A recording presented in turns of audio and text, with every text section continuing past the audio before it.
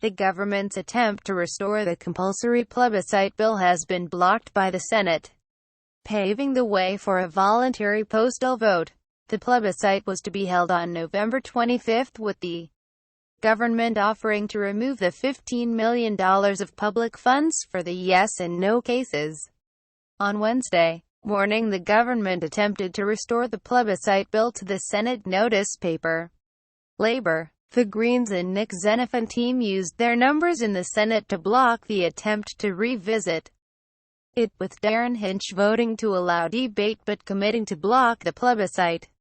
With the compulsory plebiscite rejected again, the government will now attempt to fall back on its Plan B of a voluntary postal ballot to be conducted between the 12th of September and the 15th of November.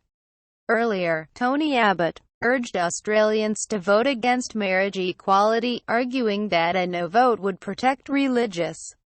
Said the comments were part of a well-established tactic designed to intimidate her into backing running in the campaign against same-sex marriage at a doorstop on Wednesday, in contrast to Malcolm Turnbull, who said on Tuesday he would certainly support a yes vote, but I have many other calls on my time. Marriage equality advocates are still investigating a legal challenge, with several legal experts questioning the constitutionality of appropriating $122 million to pay for a postal plebiscite and using the Australian Bureau of Statistics to run it.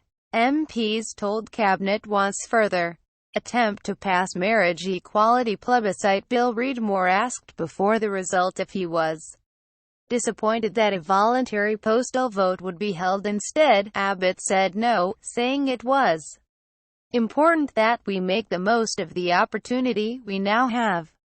Obviously I will be voting no, but in the end this is not about the politicians, this is about the people, it's about your view. And I say to you, if you don't like same-sex marriage, vote no.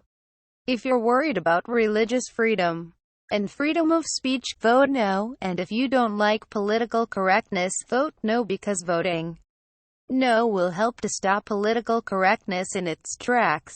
The Australian Marriage Equality co-chair Alex Greenwich said Abbott's intervention was totally dishonest, but nothing new, because opponents have always tried to make this issue about something else. They know the settled will of the Australian people is in favour of marriage equality and in support of all couples being treated equally under the law.